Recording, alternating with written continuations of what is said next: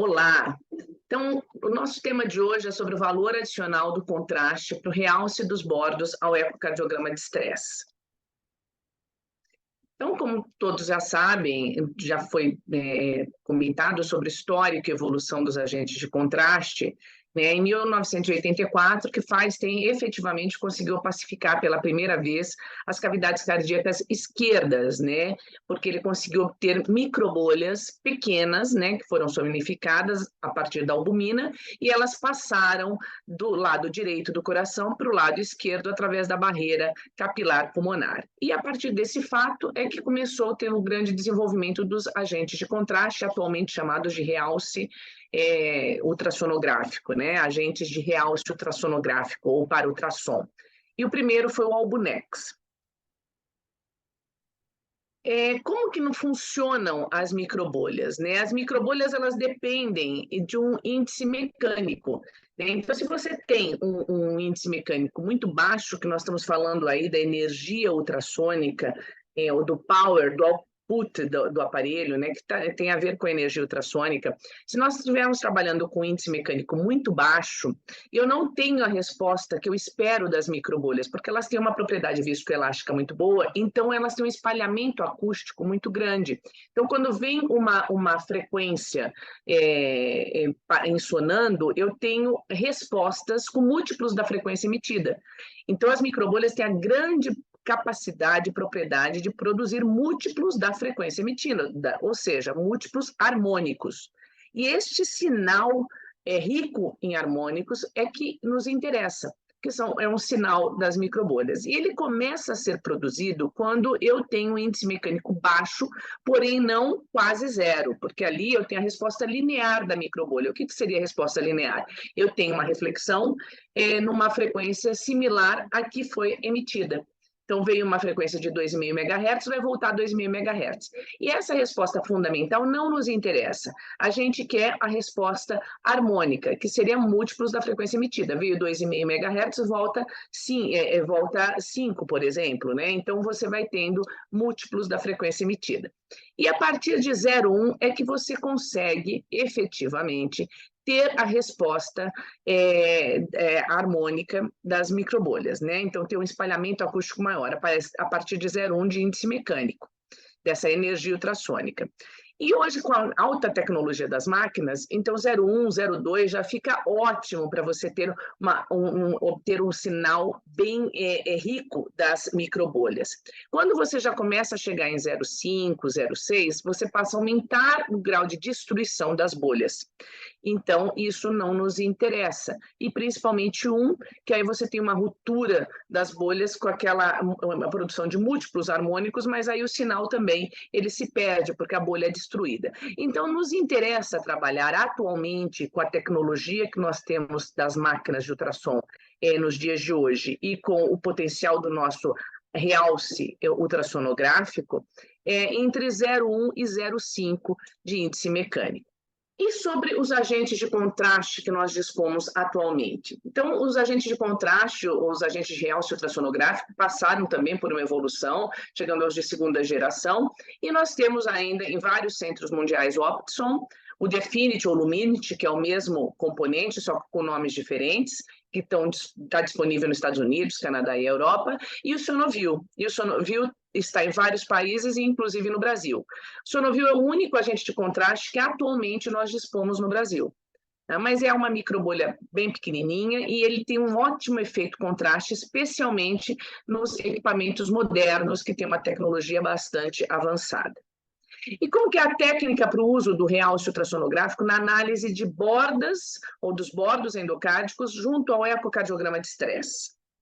Bem, nós sabemos que quando nós utilizamos contraste, né, o realce ultrassonográfico, a gente tem uma grande melhora da borda endocárdica, da análise da borda endocárdica por aquele efeito de contrastar o sangue e você ter uma densidade diferente na visualização da cavidade e do miocárdio. Então, você contrasta mais, né? O próprio nome já diz, você tem um efeito contraste muito, muito interessante. E a borda endocárdica fica muito bem delineada.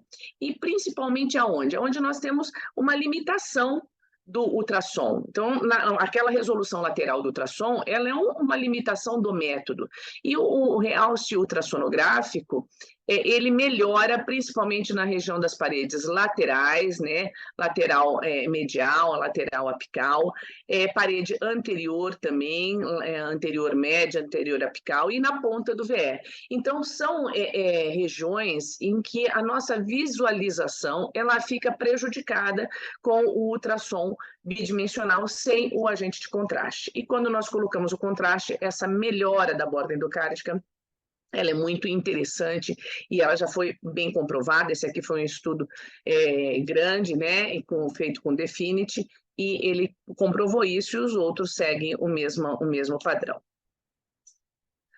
E, do ponto de vista de análise dessa borda endocárdica, quando eu não utilizo o agente de contraste, os estudos não interpretáveis, eles acabam sendo bem maior do que os estudos não interpretáveis quando eu uso contraste. Ele sai de quase 12% para menos de 0,5%. Tá? E as imagens tecnicamente difíceis, né, com dificuldade técnica, também eu tenho uma grande redução de praticamente 87% sem o uso do realce ultrassonográfico para menos de 10% essa dificuldade técnica com realce ultrassonográfico para um P estatisticamente significativo, obviamente. Então, nós temos, sim, um ganho na curva de aprendizado quando nós fazemos uma análise de contratilidade global e segmentar, análise funcional, né, com o uso dos realces ultrassonográficos. Os estudos se tornam mais interpretáveis, as análises contráteis melhor e a dificuldade técnica menor para análise de borda endocárdica, que é diferente de perfusão miocárdica, que vale a pena vocês terem isso em mente, que aí você requer um software mais elaborado e uma curva de aprendizado maior. Então, quais seriam as técnicas de imagem para essa análise de borda endocárdica? Você pode utilizar o ultrassom contínuo, que é o melhor que nós fazemos, porque nós conseguimos fazer a análise contrátil em tempo real, e é esse o nosso objetivo, principalmente se a gente quer colocar isso junto ao ecoestresse, cujo uma maior indicação é a análise visual da contratilidade global e regional do miocárdio. Então, o ultrassom contínuo para análise dessa borda endocárdica e cavidade ventricular, ele acaba gerando um pouco mais de destruição de bolhas, porque enquanto você está ensonando, essa membrana viscoelástica, ela é frágil, ela aguenta essa compressão e expansão por um certo período no campo ultrassônico, mas depois ela acaba por se romper, né? Então, a gente tem que cuidar para que ela não se rompa com muita frequência, e uma forma de fazer isso é controlando o índice mecânico. Então, a gente procura deixar um índice mecânico mais ou menos intermediário. Hoje, como eu disse, as máquinas permitem você trabalhar com índice mecânico em torno de 0,2 e fica muito bom. Então, a potência ultrassônica menor. Com isto, você não destrói muitas bolhas, você diminui o grau de destruição de bolhas e consegue ter, então, um efeito contraste melhor e uma durabilidade dessas bolhas e uma otimização no sangue maior.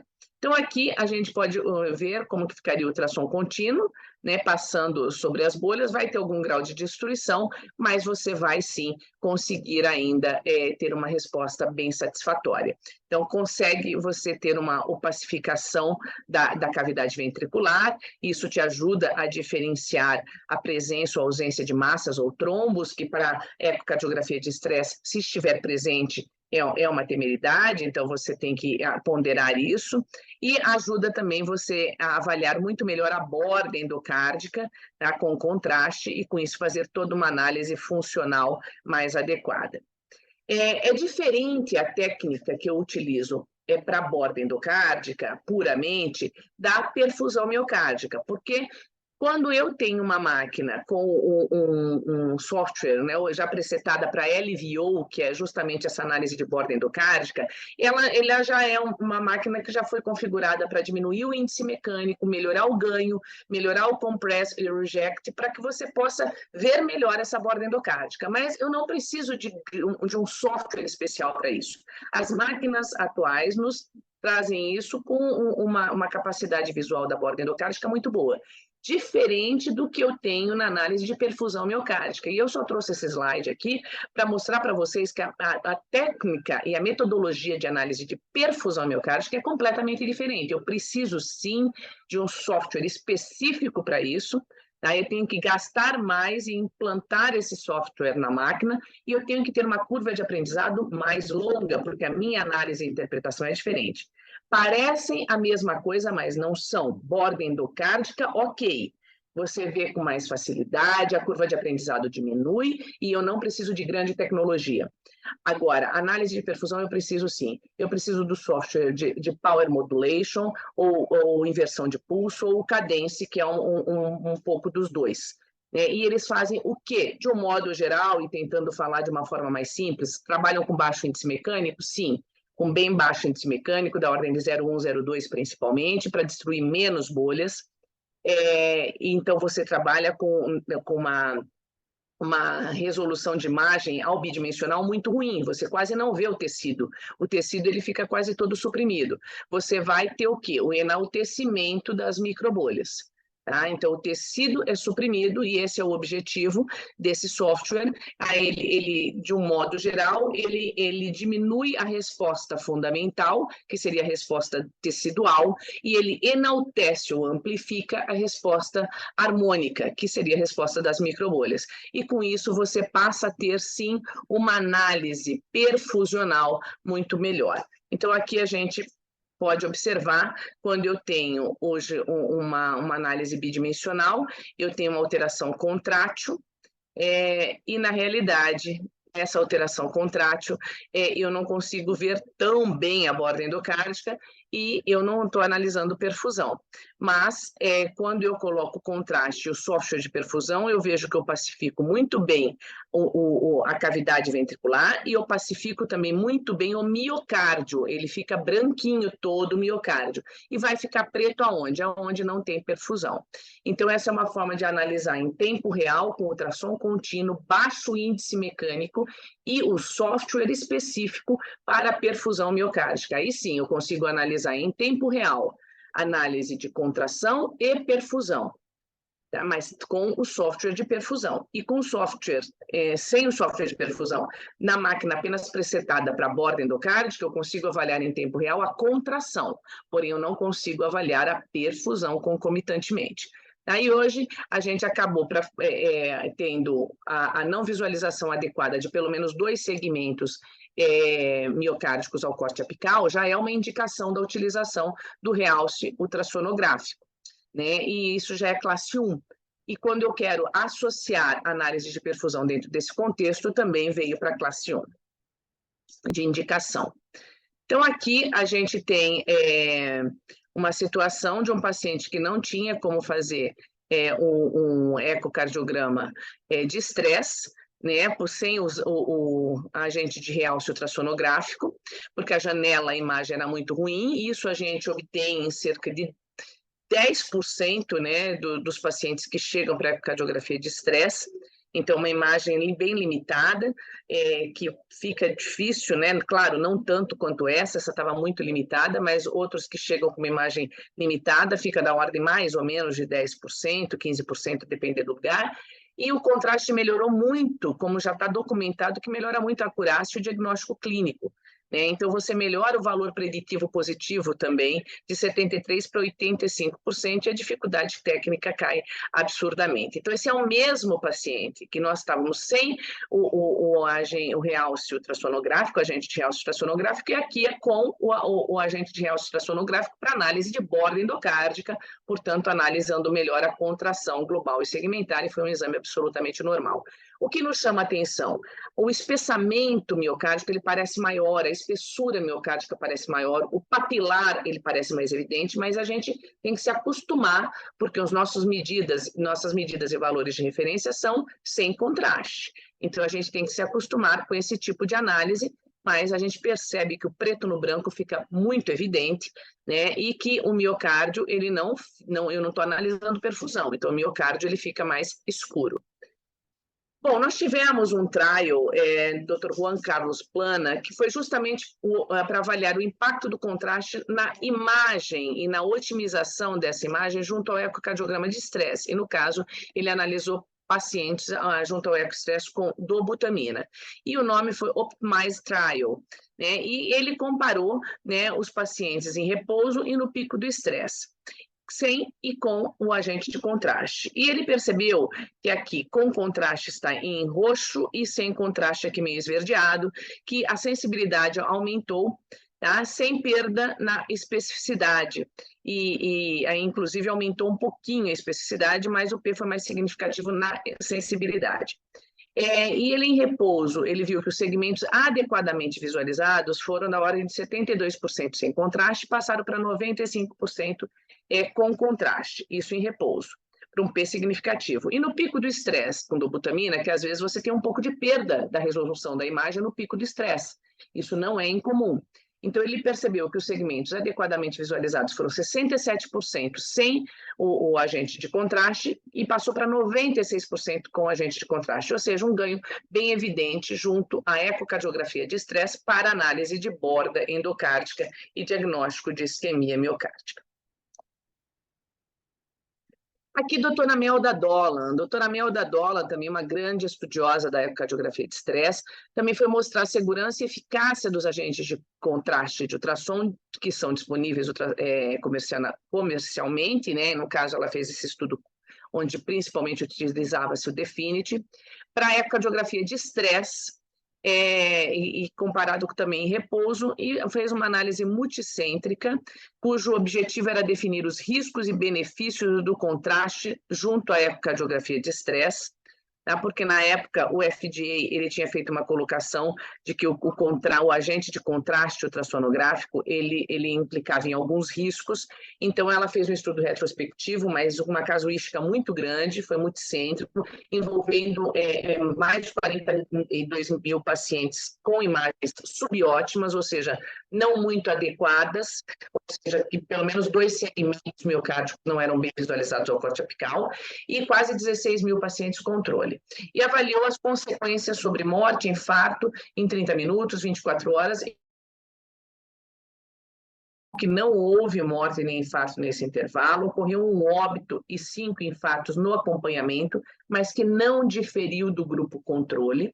E ela conclui no seu estudo, seu grande estudo, doutora Melda, que o contraste é seguro sim, e deve ser utilizado como ferramenta diagnóstica na avaliação de pacientes com doença arterial coronariana suspeita ou conhecida, junto à ecocardiografia de estresse. Então, mostrando aí o contraste na avaliação de borda endocárdica, alguns associavam borda com perfusão, e mostrando a segurança dele na sua utilização. Além disso, o que ela pôde mostrar no subgrupo de estudo? Imagens contrastadas versus imagens não contrastadas, ou seja, imagens com agente de realce ultrassonográfico versus imagens sem o agente de realce ultrassonográfico ao ecoestresse. Então, o que ela avaliou? Ela comparou imagens que eram não diagnósticas, ou seja, não muito boas, né? Com o uso do agente de contraste versus imagens ótimas sem o uso de agente de contraste. E o que ela pode concluir também? Que não houve muita diferença com ou sem contraste do ponto de vista de sensibilidade global. E aqui os pacientes usaram contraste principalmente para análise de borda endocárdica junto ao ecoestresse com dobutamina. Mas, e no ganho do multivascular também não teve muita diferença, mas aonde ela pôde notar uma diferença estatisticamente significativa foi no univascular, que o realce ultrassonográfico, ele ajudou a identificar e fazer mais diagnósticos no univascular, porque ele permite uma análise mais detalhada de segmento a segmento, né, do All Motion Score Index segmentar ali do ventrículo esquerdo. Então, pôde-se perceber alterações pequenas e que envolvia a poucos segmentos ou um segmento miocárdico, e aí aumentou a sensibilidade diagnóstica para o paciente com lesão de apenas um vaso, né, o univascular. E quando nós avaliamos, então, já que o contraste nos ajuda, e nos ajuda muito na borda endocárdica, principalmente junto à ecocardiografia de estresse, que o que eu preciso ver é justamente isso, uma análise detalhada e muito apurada da contração de cada segmento miocárdico, se ele está anormal, hipocinético, acinético ou discinético. Então, já que eu preciso, por que a gente não usa o contraste ou agente de realce ultrassonográfico em todo o ecocardiograma de estresse? Já que a borda endocárdica fica tão nítida e a minha análise funcional fica perfeita. Então, porque existe uma relação custo-benefício, né? E como que ela se comporta em relação ao realce ultrassonográfico no ecoestresse? Bom, a gente tem alguns estudos, eu trouxe esses aqui para vocês, que foram mais pioneiros nesse tipo de análise de custo-efetividade junto ao ecocardiograma de estresse e ao uso do contraste. Então, o eco de estresse com contraste no repouso, aliás, o eco de estresse com contraste e sem contraste, mostrando aqui que a acurácia diagnóstica aumentou evidentemente, né? E teve um ganho, principalmente no univascular. Porém, o custo global, quando a gente usa de forma indiscriminada, né, ele aumentou também, chegando a um custo elevado em torno de 59%.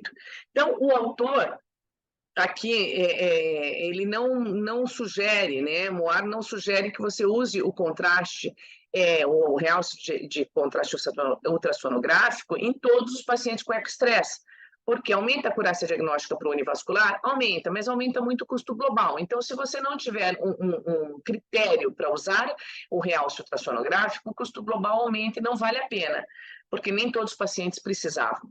Essa que é a verdade. Então, aqui ele usou de forma indiscriminada. E aí, Bernier já mostrando assim, se você utilizar o realce ultrassonográfico com um critério que seria qual que é a indicação maior, classe 1 de indicação, quando pelo menos 2 segmentos endocárdicos não são visualizados, adequadamente visualizados ao corte apical. Então, essa é a indicação, quando você tem 2 ou mais que não são bem visualizados, é a indicação classe 1. E ele analisou mais de 3.000 pacientes, e aí ele percebeu que o uso do contraste, atendendo a este critério, ele foi necessário junto à ecocardiografia de estresse em torno de 23% dos casos. Então, você não precisa usar para todo mundo. Tá? Em torno de 20%, que você vai precisar mesmo, que você tendo esse critério de não ter visto pelo menos 2 segmentos. Né? Então, você vai usar num percentual não muito grande de pacientes. E neste caso, aí sim, tiveram um teste complementar em 21 dias, apenas 5,8% dos pacientes que utilizaram o realce ultrassonográfico versus 16% dos pacientes que não utilizaram. Ou seja, como o americano faz muito isso também, se o exame não é diagnóstico, ele dá como inconclusivo, ele diz a necessidade do próximo método. Então, como ele não conseguiu concluir adequadamente quando não utilizou o agente de realce ultrassonográfico em um percentual de pacientes, esses precisaram ir para teste complementar. E aí deu uma diferença significativa. 6% que não precisaram ir para teste complementar porque utilizaram o realce ultrassonográfico para análise de borda endocárdica junto à ecocardiografia de estresse, versus 16% dos que precisaram ir para teste complementar porque o ecoestresse contrastado não foi diagnóstico. E aí sim, neste caso, a economia foi significativa, foi em torno de $128 por paciente com a utilização do realce ultrassonográfico. Por quê? Porque economizou exames subsequentes. Então, se você usar com critério o contraste para análise de borda endocárdica, né, ou usar o contraste com critério de um modo geral, você vai ter uma economia global e testes mais diagnósticos, né, mais conclusivos. Então, para finalizar e concluir nossa aula, eu diria que o contraste melhora, sim, significativamente a qualidade da imagem, tanto no repouso e no estresse. E ainda pode oferecer informação adicional se você fizer concomitantemente análise perfusional, desde que tenha o software adequado para isso. Tá? Mas junto à análise de borda no ecoestresse, ele é muito mais simples e você não precisa de software adicional, apenas ajustes do equipamento. E o método acaba, quando bem indicado, com critério, reduzindo sim a necessidade de exames adicionais, reduzindo o custo global e melhorando a acurácia diagnóstica. Então, era isso que eu gostaria de passar para vocês. Muito obrigada.